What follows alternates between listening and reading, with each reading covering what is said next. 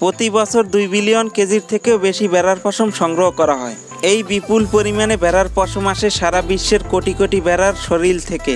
তবে কি জানেন এত বেশি ভেড়ার পশম কেন সংগ্রহ করা হয়? এই পশম দিয়েই তো আপনার জন্য নরম উষ্ণ কাপড় তৈরি করে। কিন্তু কিভাবেই বা ভেড়ার লোম দিয়ে এত সুন্দর টেকসই কাপড় তৈরি করে? তাই আজকে আমরা সেই পুরো প্রক্রিয়াটাই দেখব। তা জানতে হলে যেতে হবে আমাদের নিউজিল্যান্ডে। পশম তৈরিতে তারা পুরো বিশ্বের 3 নম্বরে রয়েছে। শুরুতেই সকল ভেড়াগুলোকে এক জায়গায় জড়ো করা হয়, তারপর তাদের শরীর পরীক্ষা করে দেখা হয় পশমের রং এবং তাদের মান কেমন। প্রথমেই আসে পশম কাটার প্রথম লোক, যাদেরকে বলে শেয়ারার। তারা ইলেকট্রিক মেশিনের মাধ্যমে অনেক সাবধানে পশম কাটে যেন তাদের ব্যথা না লাগে। একজন দক্ষ শেয়ারার দিনে 200 থেকে 250 ভেড়ার লোম কাটে। একটি ভেড়ার লোম কাটতে সময় লাগে 1 থেকে 2 মিনিট। আসল কাজ হলো ভেড়াটিকে শান্তভাবে ধরে রাখা যাতে তার ব্যথা না লাগে। নিউজিল্যান্ডে পেটের ছোট ময়লা পশমগুলোকে কেটে ফেলে দেওয়া হয়, এগুলোর দাম একটু কম। তারপর পিঠের পশমগুলোকে কাটে। পিঠের পশমগুলো দেখতে অনেক সাদা এবং ভালো হয়। শেয়ারার খুব মন দিয়ে ভেড়ার গা থেকে লোম কাটে। তারপর শেয়ারার লম্বাভাবে একটি টান দেয়, ভেড়ার মেরুদণ্ড বরাবর লম্বালম্বি পশম কাটে। তারপর মুখের এবং কানের কাছে লোমও কেটে দেয়। একটি ভেড়ার কাজ শেষ হলেই শেয়ারার আরেকটি ভেড়ার কাছে যায়। এভাবেই তারা সারাদিন পশম কাটে। প্রতিটি ভেড়ার জন্য নির্দিষ্ট পরিমাণ টাকা পায়। তারপরে পশমগুলোকে কেটে টেবিলের উপরে বিছিয়ে ভালোভাবে পরীক্ষা করা হয়। এর ভিতর থেকে খারাপ লোমগুলো বেছে ফেলে দেওয়া হয়। তারপর ভালো পশমগুলোকে গোল করে বেঁধে ফেলার জন্য রেডি করা হয়। পশমগুলো কাটার পর ভেড়াগুলো যেন বেঁচে যায়, তারা গরমে স্বস্তি পায়। তারপর পশমগুলো যায় ভালোভাবে পরিষ্কার হওয়ার কারখানায়। তারপর কারখানায় পশমগুলোকে খুলে মিশিংয়ে দেওয়া হয়। এই মিশিং জেরে পশমগুলোকে নরম করে দেয় যাতে ধুলোবালি এবং ছোটোখাটো ময়লা যেন বেরিয়ে যায়। এটি ধোয়ার পর পানিও কম লাগে, তাই খরচও বেঁচে যায়।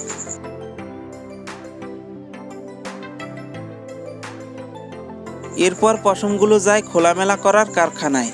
এই মেশিনে দাঁতের মতো এবং জালের মতো জিনিস থাকে যেগুলো পশমকে জাকিয়ে আলগা করে দেয়। এতে পশমের গায়ে লাগা মাটি পরিষ্কার হয়ে যায় আর পশমের সরু লোমগুলো আলাদা হয়ে যায়। এরপর পশমগুলোকে গরম পানির গামলায় চুবানো হয়। প্রায় 77 থেকে 82 ডিগ্রি গরম পানিতে হালকা সাবান দিয়ে পশমগুলোকে ধোয়া হয় যাতে পশমের গায়ে লেগে থাকা তেল বা ময়লা সহজেই পরিষ্কার হয়ে যায়। প্রতিটি গামলার নিচে এমন ব্যবস্থা থাকে যে খারাপ পানিগুলো বের হয়ে যায়। প্রথম গামলা থেকে শেষ গামলা পর্যন্ত এরকম পরিষ্কার পানি চলতে থাকে আর পশমগুলো পরিষ্কার হতে থাকে।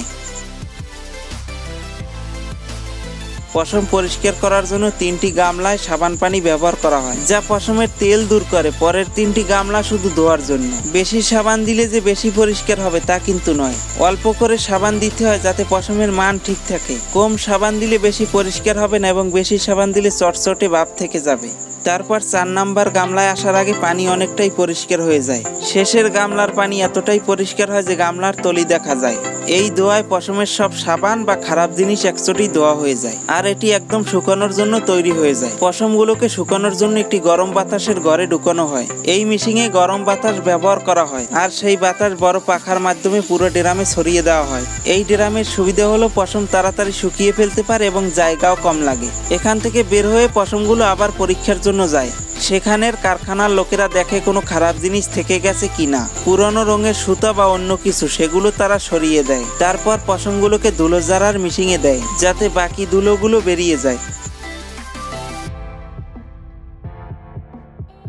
প্রথমে পশমগুলো যেরকম বান্ডিলের মতো ছিল এখন সেগুলো পরিষ্কার হয়ে পরের কাজের জন্য রেডি। এই ধাপে পশমের ওজন মাপা হয় এবং আর্দ্রতা এবং তেলের পরিমাণ কতদূর আছে তা পরীক্ষা করা হয় যাতে পশমের মান একদম সঠিক থাকে। তারপর এগুলোকে সরাসরি প্যাকিং করে গুদামে পাঠিয়ে দেওয়া হয়। সেগুলো এখান থেকে যায় কাপড় তৈরি করার কারখানায়। কাপড় তৈরির কারখানায় পশম আবার বাছাই করা শুরু হয়। সেখানে পশমের বান্ডিলগুলো খুলে আলাদা করা হয়। কোন কাজের জন্য কতটুকু পশম লাগবে সেটিও মাপা হয়।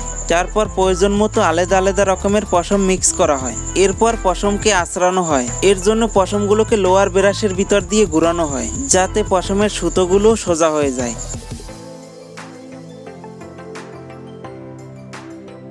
এরপর সেই সুতোগুলো থেকে সরু ফালি তৈরি করা হয়। এই সরু ফালিগুলো চরকায় যায়, সেগুলোকে একসাথে পেঁচানো হয়। কিন্তু এই সুতো দিয়ে কাপড় তৈরি করার আগে এগুলোকে ভালোভাবে গুটিয়ে নেওয়া হয়। এরপর আসে কাপড় বোনার পালা, যা সুতো দুই দিকে সাজানো হয়। একটি লম্বালম্বি, একটি আড়াআড়ি। লম্বালম্বি সুতাটিকে বলা হয় টানা এবং আড়াআড়ি সুতাটিকে বলা হয় পোরেন। টানা কাপড়টিকে ধরে রাখে এবং পোরেন দিয়ে ডিজাইন তৈরি হয়। টানা শুধু কাপড়টিকে সোজাই করে না, নানান রঙের ডিজাইনও তৈরি করে।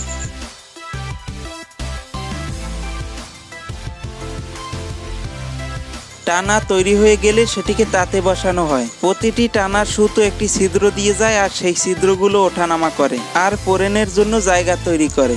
নতুন কাপড় বোনার সময় এই কাজটি হাতে করতে হয় আর তাঁত তৈরি করতে প্রায় 2 দিন লেগে যায়। তাঁতের টানা এবং পোরেন একসাথে জুড়ে গিয়ে কাপড় তৈরি হয়। তারপর কাপড়গুলোকে ভালোভাবে পরীক্ষা করা হয় যাতে ভুল এবং খুঁত না থাকে। যদি কাপড়ের ভিতরে ছোটখাটো খুঁত, যেরকম ছিঁড়া সুতো বা গিট, সেটি কাঁচি এবং ছিনতা দিয়ে ঠিক করা হয় যাতে কাপড়ের মান ভালো থাকে। যদি কোনো কাপড়ের শেষে জালর রাখার দরকার হয় তাহলে সেগুলো ঝুলিয়ে রাখা হয় আর সেই সুতোগুলোকে ভালোভাবে পেঁচানো হয় আর একটি আলাদা সুতো দিয়ে বেঁধে রাখা হয়। এরপর কাপড় ধুলে জালরগুলো সুন্দরভাবে ঝুলতে থাকে। তারপর কাজ হলো কাপড়গুলোকে একটু ছোট করে নেওয়া। এর জন্য কাপড়গুলোকে গরম পানিতে ভিজিয়ে একটু নাড়ানো হয়। এতে কাপড়ের সুতোগুলো আরো ঘন হয়ে যায় আর কাপড়টা আরো গরম হয়। এই সময় কাপড়টিকে ধুয়ে আরো নরম করা হয়, পোকামাকড় যেন না ধরে। এই জন্য কিছু কেমিক্যালও ব্যবহার করা হয়। অনেক কাপড় তো এমনভাবে তৈরি হয় সেগুলোকে ওয়াশিং মেশিনেও কাচা যায়। এক রঙা চাদরের জন্য কাপড়গুলোকে বোনার পর তারপর রং করা হয়, যেন মানুষেরা নিজের পছন্দের রং মতো নিতে পারে।